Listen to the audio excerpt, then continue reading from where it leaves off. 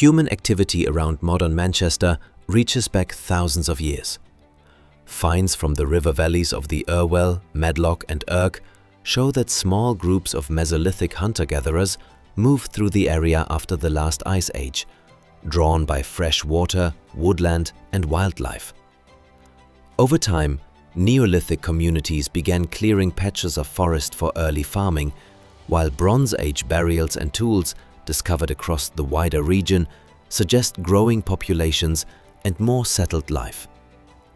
By the Iron Age, the district formed part of the territory of the Brigantes, a powerful Celtic federation in northern Britain.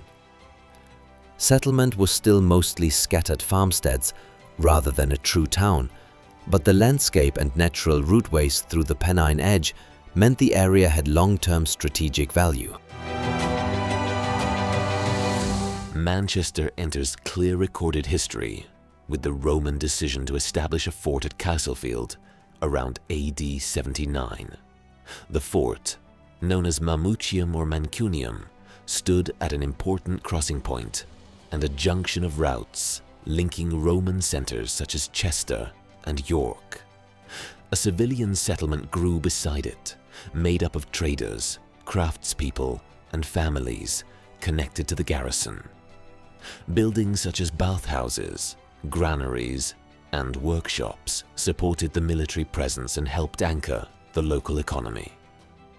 Although not a great Roman city, Mamucium remained an enduring outpost for centuries, providing security and organization in the region until the early 5th century, when Roman authority in Britain collapsed and the fort was gradually abandoned.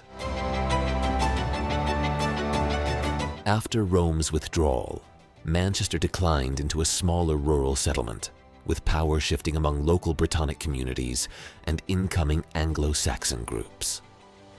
Over the early medieval centuries, the area became tied to the orbit of Northumbria, and the church community likely took root near the site, later occupied by Manchester Cathedral.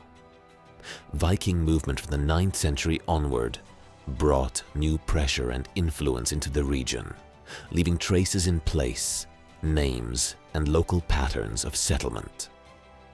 Manchester's position near shifting frontiers meant it was never completely isolated from conflict and change, yet it remained modest in size, more village-like than urban, and overshadowed by larger centers elsewhere in the north.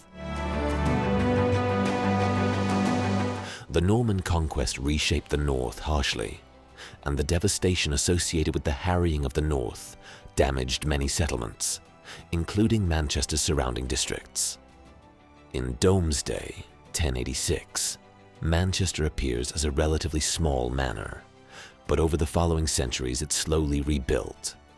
It developed as a market town and gradually strengthened its role in regional trade, especially through wool and early cloth production. Religious life became more structured, and institutions such as the later famous grammar school tradition took form, culminating in the foundation of Manchester Grammar School in 1515, on the edge of this period.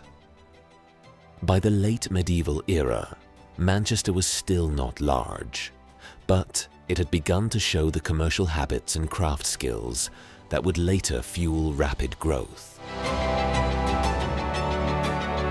Between the 16th and mid-18th centuries, Manchester grew steadily as a textile-producing town, becoming especially known for fustian, a durable fabric blending cotton with linen. Production spread through a flexible network of homes and small workshops rather than rigid guild control, allowing merchants and makers to adapt quickly to shifting demand. The town developed a reputation for enterprise and non-conformist religious culture, with strong Puritan leanings shaping local politics and social life. During the English Civil War, Manchester supported Parliament and endured military pressure, but its commercial momentum continued. By 1750, it was no longer just a market town. It had become an energetic manufacturing center poised for the mechanical leap of the Industrial Revolution. Manchester's defining transformation came with industrialization, as cotton spinning and weaving shifted from dispersed craftwork into large mechanized mills, powered first by water and then increasingly by steam. The Bridgewater Canal, opened in 1761, dramatically reduced the cost of coal and improved transport, helping Manchester become a magnet for investment and labor. Rural migrants poured in, and the town expanded at a pace that overwhelmed housing, sanitation, and public health. Dense districts of back-to-back housing, polluted air, and unsafe factory conditions became common, while child labor and long hours drove productivity at a human cost. Yet this same harsh machine city model made Manchester a global manufacturing capital, exporting cotton goods worldwide and earning the nickname Cottonopolis, effectively creating the template for the modern industrial metropolis. Industrial Manchester was not only a factory powerhouse, but also a birthplace of political agitation and reform. The most famous moment came in 1819 with the Peterloo Massacre, when a crowd demanding parliamentary reform was attacked, shocking the nation and hardening calls for change. Manchester became a centre for campaigning against protectionist grain laws and for broader democratic reforms, while the experience of its working class helped inspire major critiques of industrial capitalism, including the writings of Friedrich Engels.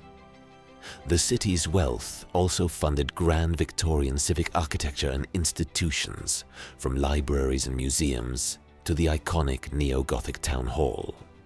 When Manchester gained city status in 1853, it was already internationally significant, and by 1900, it ranked among the most important industrial cities on Earth. In the early 20th century, Manchester remained an industrial and engineering centre, contributing heavily to national production through both world wars and suffering aerial bombing during the Manchester Blitz of 1940 to 41. After 1945, however, the foundations of its old economy weakened. Cotton manufacturing and related trades struggled against global competition, changing technology, and shifting trade patterns, leading to mill closures, job losses, and long-term population decline as people moved to suburbs or left the region altogether. Urban renewal often involved demolishing old districts and replacing them with large housing estates or modern road systems, sometimes improving living standards, but also disrupting communities. By the late 1970s, Manchester had become a symbol of post-industrial hardship, marked by unemployment, deprivation, and neglected infrastructure. From the 1980s onward, Manchester began rebuilding its identity through culture, sport, and city centre renewal. Its music scene gained global attention, with bands and labels shaping modern British sound and youth culture, while club and warehouse nightlife became central to the city's image. Football's international rise amplified Manchester's worldwide profile, turning local clubs into global brands. A major turning point came in 1996, when an IRA bomb devastated parts of the city centre. Although it caused enormous damage, the rebuilding that followed accelerated redevelopment, bringing new retail, office space, and redesigned public areas. By 2000, Manchester had shifted from an industrial reputation toward a modern, creative, service-oriented urban identity. In the 21st century, Manchester has grown into one of the UK's leading cities outside London, with a skyline transformed by high-rise development and a strong pull for students, entrepreneurs, and international communities. Media, technology, higher education, Advanced research, health sciences, finance, and creative industries now drive much of its economy, with projects such as Media City UK reflecting the shift toward digital and broadcasting power. The city has also confronted familiar big city pressures: uneven wealth, housing affordability, transport capacity, and debates over how regeneration benefits long-term residents. Even so, Manchester's modern story continues to echo its past, an ability to adapt quickly, attract people and ideas, and reinvent itself again and again, while remaining one of Britain's most influential urban centres.